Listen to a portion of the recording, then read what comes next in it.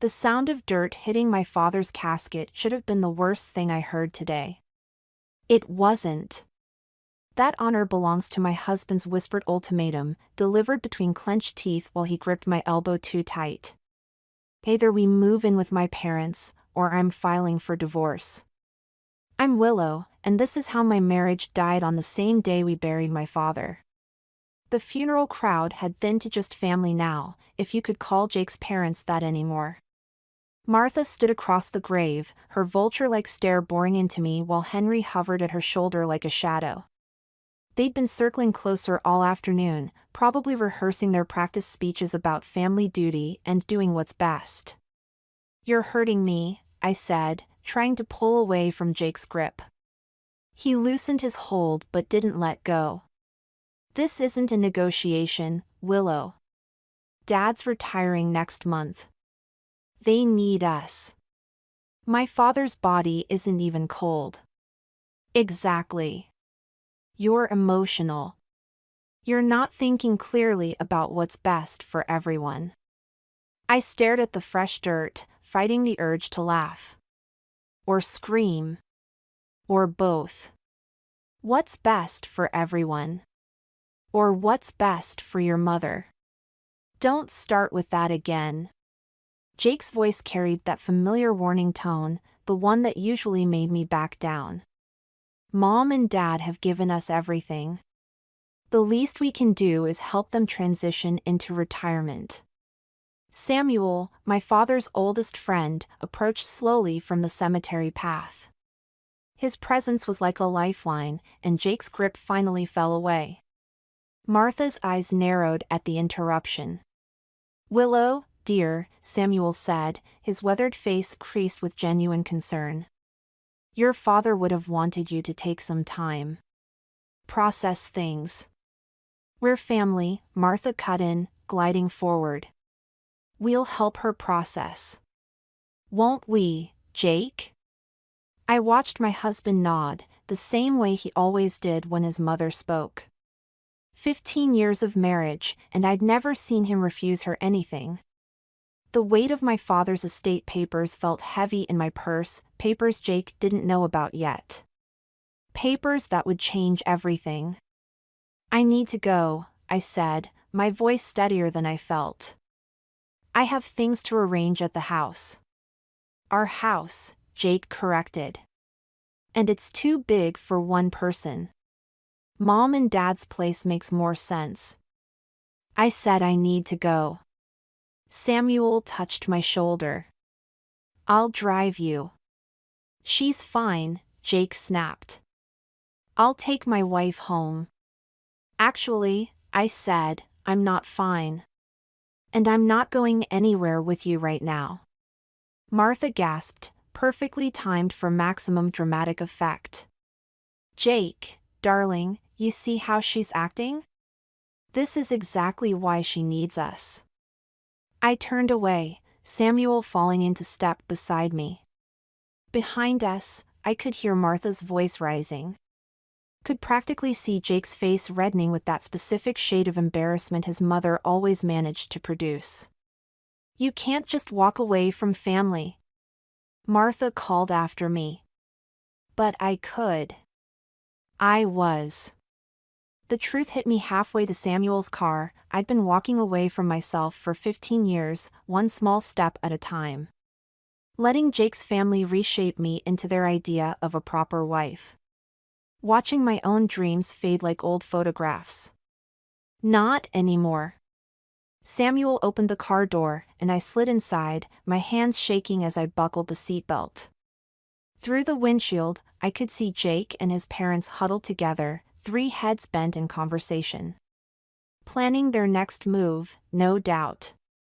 Let them plan. They didn't know about the recordings yet. Or the letters.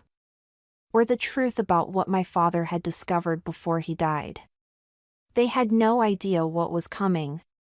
Samuel's car pulled up to my father's estate, my estate now, just as the sun was setting.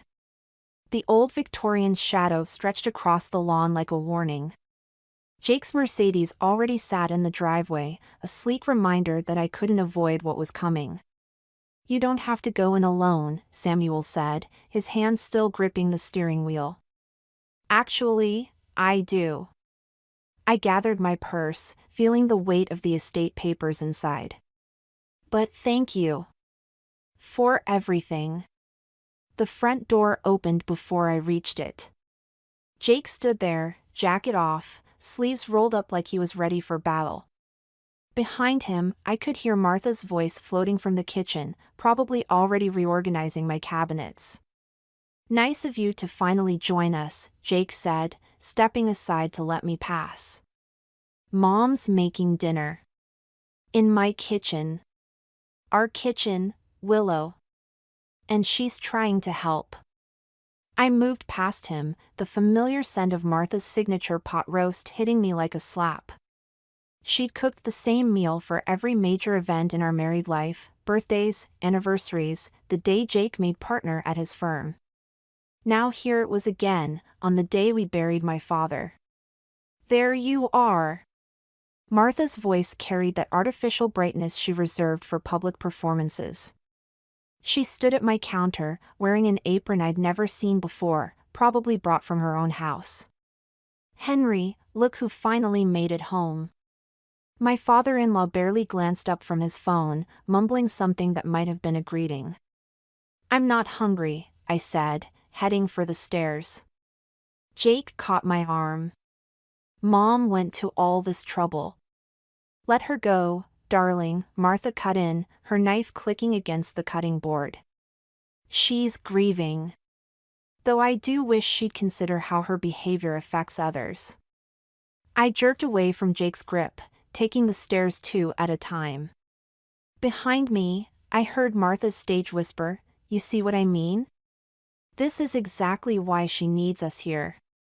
My father's study door was ajar. I pushed it open, expecting the familiar comfort of his space. Instead, I froze. The room had been ransacked. Drawers hung open, papers scattered across the desk. The painting behind his chair, the one he'd always joked contained his secrets, hung crooked on the wall. My hands shook as I straightened it, revealing the wall safe behind. Still locked. Thank God. Looking for something specific? I spun around. Jake stood in the doorway, his face unreadable. What did you do? Me? He stepped inside, closing the door. I was looking for the will. Since you ran off with Samuel instead of discussing things like an adult. The will is with the lawyers. You know that. Do I? You've been awfully secretive lately. He moved closer, and I caught a whiff of scotch on his breath. Just like your father was, at the end. A chill ran through me. What's that supposed to mean? It means, Jake said, his voice dropping, that I know he changed his will 3 weeks ago. Right after our last dinner together. Right after Martha and I told him about our plans for developing this property. The pieces clicked into place. The tension at that dinner. My father's sudden insistence on updating his estate planning. The way Jake and Martha had been hovering ever since, watching Dad like hawks. You were planning this before he even died? Planning what? To take care of family? To make something of this oversized monument to your father's ego? Jake ran a hand through his hair, a gesture I once found endearing.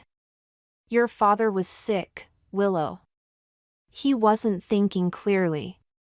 Footsteps creaked on the stairs, followed by Martha's voice, everything all right up there? Fine, Mom, Jake called back, his eyes never leaving mine. Willow's just having a moment. I moved toward the door, but he blocked my path. We're not done here. Actually, I said, I think we are. On several levels. His laugh was ugly. You really want to do this? Fight me over a house and some land? Because I promise you, Willow, you won't win. I thought of the recordings in my purse. The letters. The truth about what Jake and his family had been planning all along. "We'll see about that," I said, pushing past him into the hallway. Martha stood at the top of the stairs, concern painted perfectly across her face. "Dinner's ready, dears. Why don't we all sit down and talk about this like family?" Family. The word had never sounded more like a threat. The blueprints spread across Samuel's kitchen table might as well have been a death sentence for my father's estate. Architectural drawings showed modern buildings sprawling across the land, cutting through gardens my father had tended for 30 years. The date in the corner, 3 months ago, burned into my vision. "Jake had these drawn up before Dad even got sick," I said, my fingers tracing the sharp lines that would destroy everything my father built. "Look at his signature here. And Martha's company logo." Samuel placed a steaming mug of coffee beside me. "There's more." He slid a folder across the table. Inside, I found emails between Jake and various developers, all dated weeks before my father's death. The language was careful, coded, but the intent was clear. They'd been planning to transform the estate into a luxury family compound, complete with separate wings for Jake's parents. They were just waiting for him to die. "Not exactly," Samuel said, pulling out another document. "They were waiting for him to sign this." The paper trembled in my hands as I read. "A transfer of power of attorney, drafted but never signed." My father's signature line sat empty at the bottom, a small victory from beyond the grave. My phone buzzed, another message from Jake. I'd left the house last night after refusing to join their family dinner, and he'd been alternating between threats and pleading ever since. "You should read this one," Samuel said, holding up a final email. "It's from Martha to the developers, dated 2 weeks before your father's death." The words blurred through tears of rage. "Once we secure power of attorney, we can proceed regardless of Willow's objections. Jake assures me she'll fall in line or face consequences." A key turned in Samuel's front door. I scrambled to gather the papers, but Samuel held up a hand. "I invited someone." Henry stepped into the kitchen, looking smaller somehow without Martha hovering nearby. His eyes fell on the blueprints. "So you found them," he said. "Did you know?" I demanded. "The whole time, did you know what they were planning?"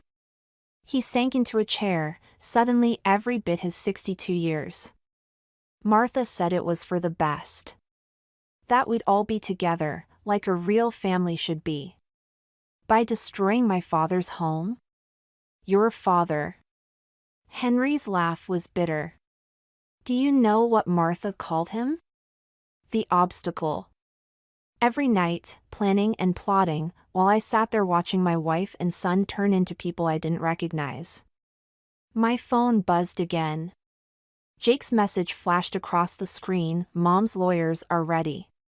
Don't make this harder than it needs to be." "They're meeting with contractors today," Henry said, pulling out his own phone. "Martha thinks she's won already. She's picking out paint colors for her wing of the house." I stood up so fast my chair toppled backward. "They can't. The property isn't even." "They don't care," Henry cut in. "They never have.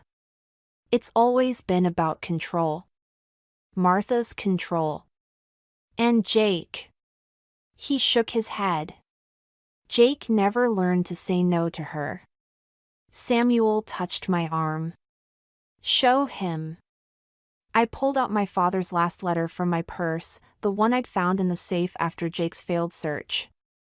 Henry read it slowly, his face growing paler with each line. "Your father knew," he whispered. "All this time, he knew what they were planning. And he left me everything I need to stop them." I gathered the blueprints and emails. "The question is, Henry, whose side are you really on?" He stared at his hands for a long moment. When he looked up, Something had shifted in his eyes. "Martha's at the estate now," he said. "She's meeting the contractors at noon. She thinks." He swallowed hard. "She thinks she's finally winning." "She's not," I said, checking my watch. "Because in exactly 45 minutes, I'm going to show her what losing really looks like." Samuel picked up his car keys. "I'll drive." Henry stood, straightening his shoulders. "I'm coming too." It's time someone stood up to Martha. Even if it has to be me. My phone buzzed one final time. Jake's message was just one line: "Last chance, Willow. Don't do anything you'll regret." But as we headed for Samuel's car, regret was the last thing on my mind. They wanted a war over my father's legacy? Fine. I'd give them one they'd never forget. Martha's face turned ashen when we walked into the estate's garden. She stood among a cluster of contractors, architectural plans spread across a portable table. Her perfectly manicured finger frozen midpoint on the paper. Jake's expression shifted from confusion to rage as Henry stepped out from behind me. "What is he doing here?" Martha's voice could have frozen hell. "Telling the truth, for once," Henry said. The contractors shifted uncomfortably as I approached the table. One of them, older, with kind eyes, glanced between the blueprints and my face. "Mrs. Davidson, I wasn't aware this was a contested development." "It's not contested," Jake cut in, moving to stand beside his mother. "My wife is just emotional right now. Her father's passing." "Her father's murder, you mean?" Samuel's quiet words dropped like bombs in the garden.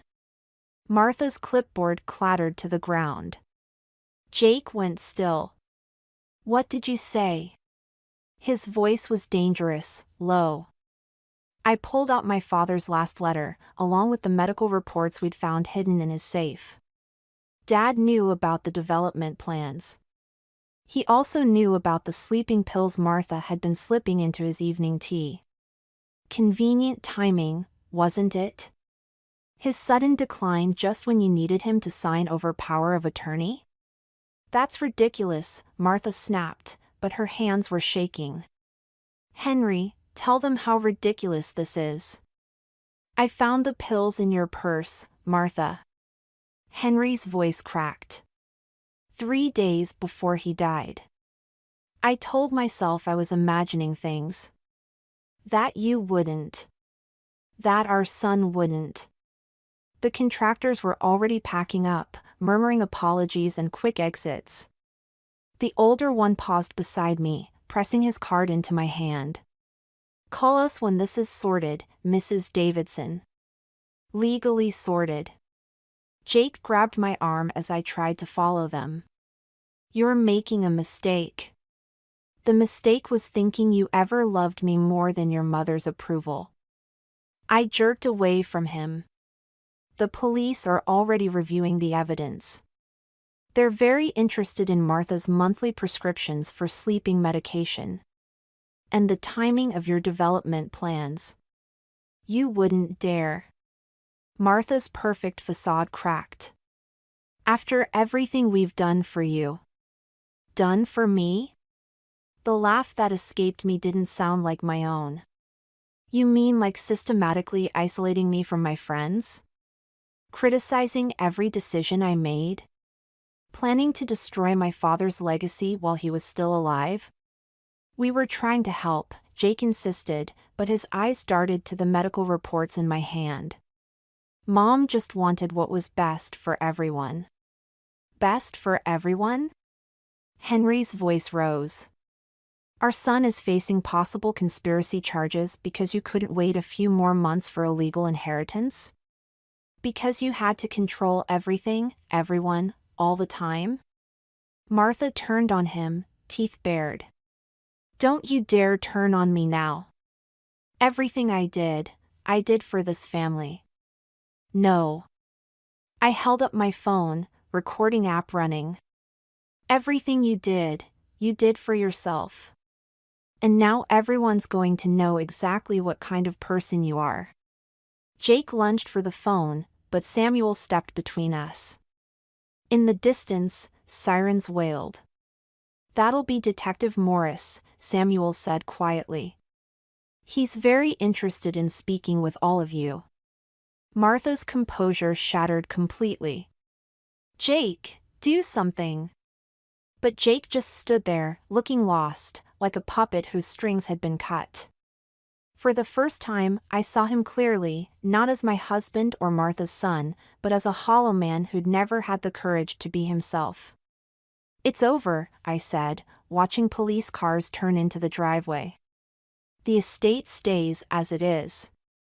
And you all get to explain to the police exactly why my father died 3 days before your development plans were set to begin."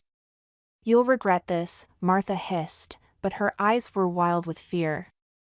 I thought of my father's last days, of the confusion in his eyes that we'd all dismissed as natural decline. Of the team Martha insisted on preparing herself. Of Jake's convenient business trips that kept him away from witnessing his mother's frequent visits. "No," I said, watching Detective Morris approach with his officers. "I don't think I will." The handcuffs clicked shut around Martha's wrists, and somewhere in the garden, a bird began to sing. Detective Morris's words echoed through the estate's empty living room. "Martha made bail an hour ago." I gripped the armchair, knuckles white. Through the window, I could see Henry pacing the garden, phone pressed to his ear. He hadn't spoken to Martha since her arrest 3 days ago. "What about Jake?" My voice sounded distant, even to myself. "Still in custody." Morris flipped through his notes. "But his lawyer's good. Very good. They're already spinning a story about him being manipulated by his mother, claiming he had no knowledge of the sleeping pills." Samuel set a glass of water in front of me, but I couldn't bring myself to drink. He knew. He had to know. Proving it is another matter. Morris leaned forward. "We need more than circumstantial evidence. Something concrete linking him directly to your father's death." My phone buzzed, another text from an unknown number. I'd been getting them since Martha's arrest, each one more threatening than the last. This one made my blood freeze. "Check the greenhouse." "Willow?" Samuel touched my shoulder. "What is it?" I was already moving, Morris and Samuel following as I rushed across the lawn. The greenhouse had been my father's sanctuary, filled with rare orchids he'd spent decades cultivating. The door hung slightly ajar. Inside, devastation greeted us. Every plant had been methodically destroyed, orchid stems snapped, pots shattered. On my father's workbench lay a single teacup, identical to the ones Martha had used. "Don't touch anything," Morris barked, pulling out his phone. But my eyes caught something else, a flash of white beneath the broken pottery. I pointed, and Morris carefully extracted a stack of papers. Bank statements. Emails. A second will, dated before the one we'd found in the safe. "These are fake," Samuel said, examining them. "They're trying to create a paper trail showing your father intended to sell the estate." "Martha's handwriting," I said, recognizing the forged signatures. "But the plan. This is all Jake. This is how he thinks." Henry appeared in the doorway, face ashen. "Martha's gone. Her phone's disconnected, and she cleared out our accounts this morning." A crash from the house made us all jump. We rushed back, Morris drawing his weapon. The front door stood wide open. Inside, Jake stood in my father's study, hands raised as 2 officers trained their weapons on him. At his feet lay the open safe, empty. "Looking for these?" I held up the stack of evidence from the greenhouse. His eyes narrowed. "You don't understand what you're doing. I understand perfectly. You and Martha thought you could forge documents showing Dad wanted to sell. Plant them in the greenhouse, make it look like he'd hidden them. Then discover them after destroying the real evidence. She's lying, Jake said to Morris. Everything in that safe proved Willow's been manipulating the situation. My mother was trying to protect our family's interests. By killing my father? By doing what needed to be done. Jake's composure cracked. You never appreciated what we were trying to build. A legacy. A real family. Not this mausoleum to your father's ego. Henry stepped forward. Where is she, Jake? Where did your mother go? Why? So you can betray her again? Jake's laugh was ugly. You're as weak as Willow's father was. At least Mom had the courage to take action. My phone buzzed again. Another unknown number, but this time with an image, Martha, sitting in what looked like an airport lounge, holding today's newspaper. The text below, last chance. Sign over the estate, or the real evidence about your father's death goes public. She's bluffing, Samuel said, reading over my shoulder. But Jake's smile told a different story. Are you sure about that? Mom kept very detailed records of her visits with your father. Every cup of tea, every conversation. Would you like the world to know how long he suffered before the end? How many times he begged for help while you were too busy to notice? The room spun. Morris was saying something about tracking Martha's phone, Henry was shouting at Jake, but all I could hear was my father's voice from his last days. Something's wrong, Willow. Something's not right. I'd dismissed it as confusion. We all had. Jake's smile widened as he watched me process this. Tick-tock, Willow. How much of Dad's legacy are you willing to destroy to protect your own? Martha's evidence arrived in a plain manila envelope, delivered to the estate by courier. Inside, I found photos, handwritten notes, and a USB drive that documented every step of my father's decline. The final photo showed him in his study, cup of tea in hand, dated the day before he died. The look in his eyes, confusion, fear, betrayal, made my knees buckle. You can't trust these, Samuel said, but his voice lacked conviction. They could be manipulated. Detective Morris examined the USB drive. The metadata's intact. These are original, unaltered files. Jake sat across the room, still in handcuffs but wearing that familiar smirk. Mom always was thorough. Especially when it came to protecting the family. Protecting the family? Henry's voice cracked. She killed a man, Jake. Your wife's father. She eliminated an obstacle. Jake leaned forward. Just like Willow's become an obstacle. But there's still time to fix this.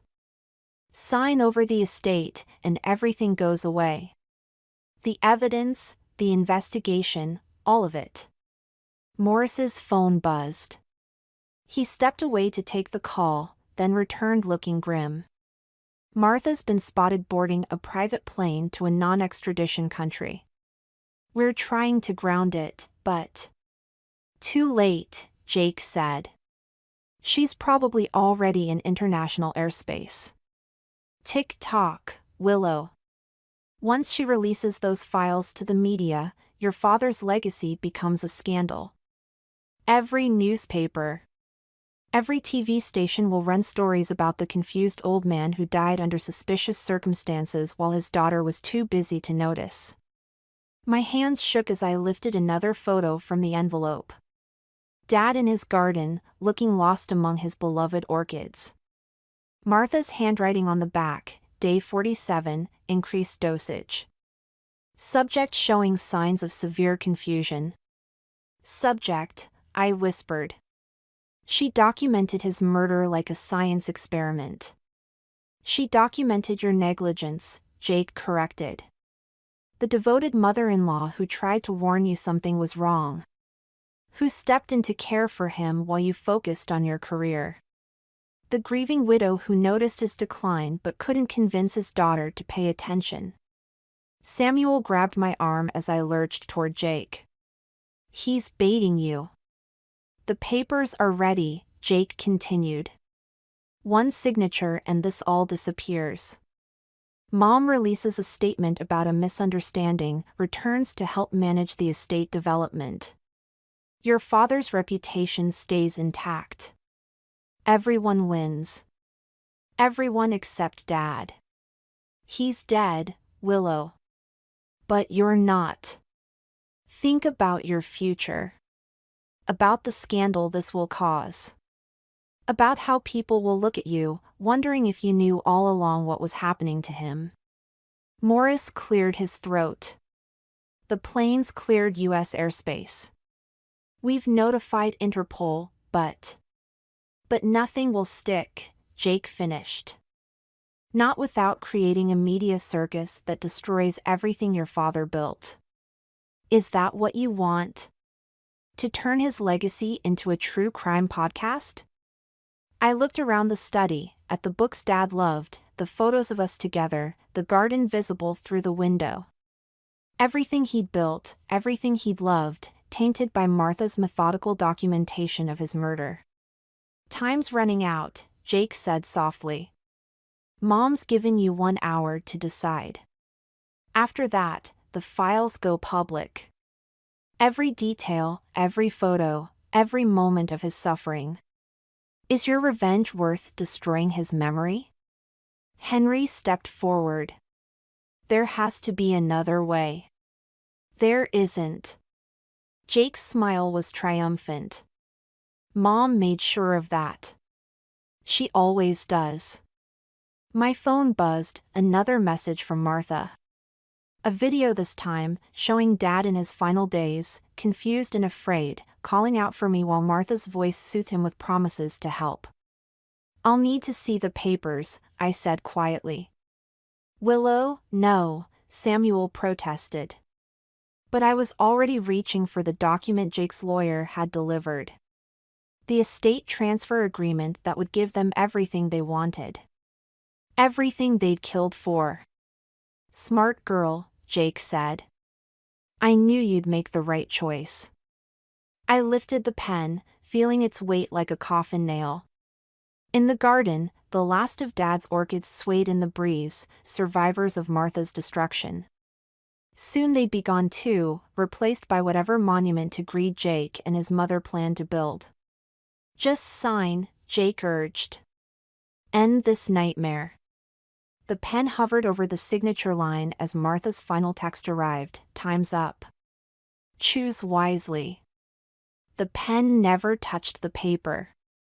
Instead, I reached for my father's favorite teacup, the one still sitting on his desk, the one Martha had used for her final dose. What are you doing? Jake's smirk faltered. Something Dad taught me. I lifted the cup, examining its delicate pattern. About orchids. About patience. About hidden things. Samuel stepped closer, realization dawning on his face. I caught his eye, saw him reach slowly for his phone. Enough games, Jake snapped. Sign the papers, or Mom releases everything. You mean like this? I turned the cup over, revealing the tiny camera lens embedded in its base. Dad wasn't as confused as you thought. He knew something was wrong, so he started watching. Recording. The color drained from Jake's face. You're lying. The cameras were everywhere. In his teacups, his books, even the orchid pot Martha destroyed yesterday. I nodded to Morris, who was already typing on his phone. Every conversation, every cup of tea, every secret meeting about development plans. All streaming to a secure server. Impossible, Jake whispered, but his eyes darted to the cup, then to his handcuffs. Your mother was thorough, Jake. But Dad was thorough too. I placed the cup back on the desk. He knew you were planning something. He just didn't expect his own family to kill him for it. Martha's voice suddenly filled the room from Morris's phone, streaming the server's contents. Just drink your tea, Richard. Jake and I have everything under control. Jake lunged forward, despite his restraints. Turn it off. Can't do that, Morris said, nodding to his officers. This is evidence now. All of it. You don't understand, Jake's voice cracked. Mom will release everything. The photos, the videos. Let her. I stepped closer, close enough to see the fear replacing his arrogance. Let the world see what she documented. What you helped cover up. Every file she releases will match perfectly with Dad's recordings, except to show the whole truth. Samuel's phone buzzed. Martha's plane just turned around. Interpol's orders. That's impossible, Jake said. She has diplomatic immunity. Had, Henry cut in, holding up his own phone. I just spoke with our family lawyer. Seems Martha's immunity was tied to my position on the diplomatic corps. The position I resigned from 10 minutes ago. Jake slumped in his chair. Dad, you can't. Can't what? Stand by while your mother faces justice? Like I did when she killed Richard? Henry's voice shook. I've done enough standing by. My phone lit up with a message from Martha, the last one she'd ever send me. You'll regret this. I typed back 3 words, watch the tea. The officers led Jake away as Morris played more recordings. Martha's voice filled the room again, documenting her crimes in perfect detail, while Dad's hidden cameras captured every moment, every confession.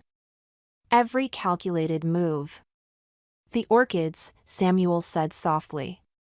He hid cameras in the orchids she destroyed yesterday.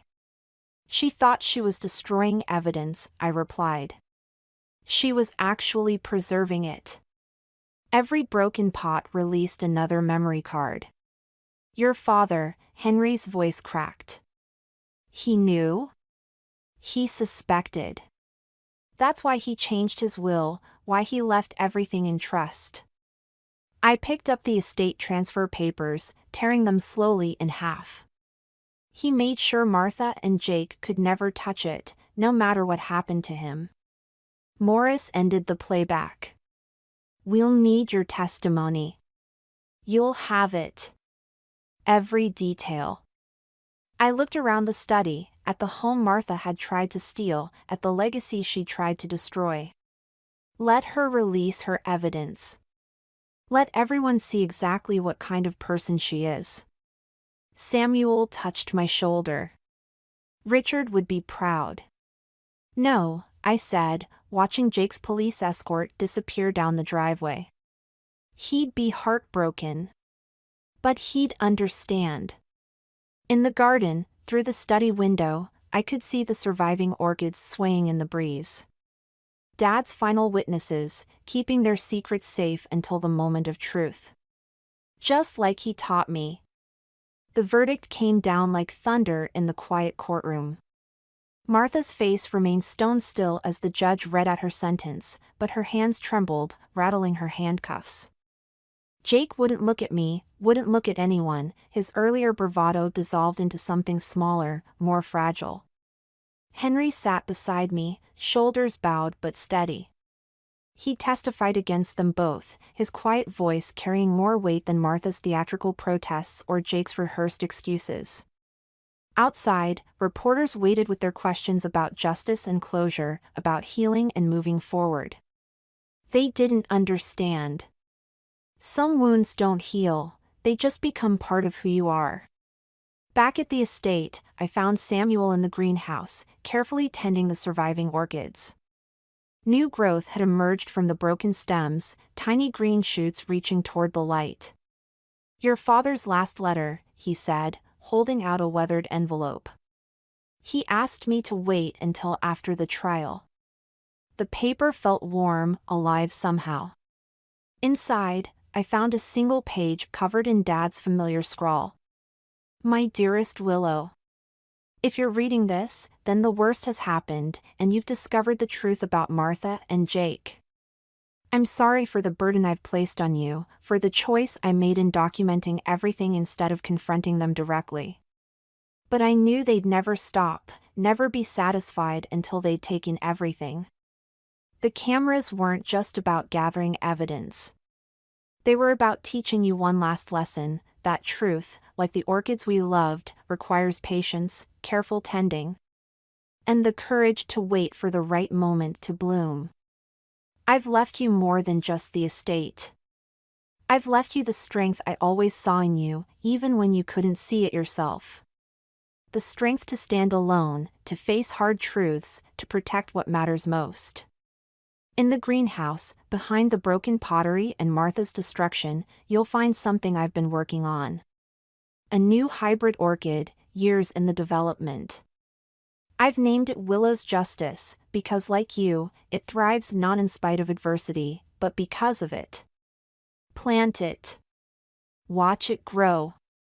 Let it remind you that even in our darkest moments, beauty finds a way. All my love.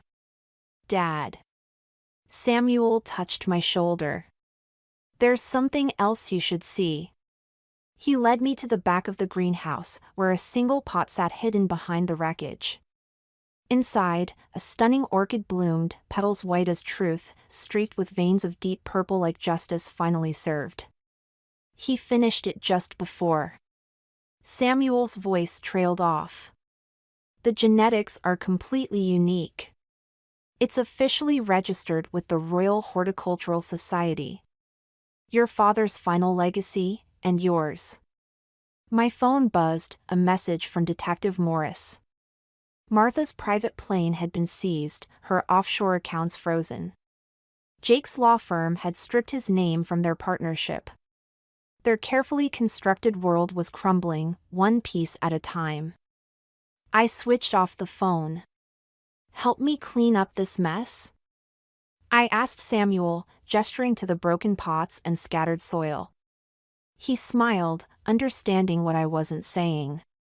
Sometimes healing starts with simple things: dirt under your fingernails, broken things made whole, new life emerging from decay.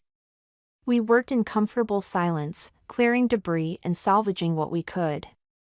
Henry joined us later, his diplomatic polish replaced by workman's gloves and determination. Together, we rebuilt what Martha had tried to destroy, making space for something new to grow. As the sun set, I placed Willow's Justice in the center of the greenhouse. Its petals caught the fading light, transforming it into something almost otherworldly, beautiful and resilient, like truth finally set free. Dad was right. Some things require patience, careful tending, the courage to wait. And some things, like justice and orchids and healing, bloom in their own time, in their own way. I touched a perfect white petal, feeling its strength beneath the delicate surface. Tomorrow would bring more questions, more reporters, more pieces to pick up. But tonight, in this greenhouse my father loved, surrounded by broken things growing whole again, I finally understood what he'd known all along. The most powerful legacy isn't in what we leave behind, but in what we help others become strong enough to grow for themselves.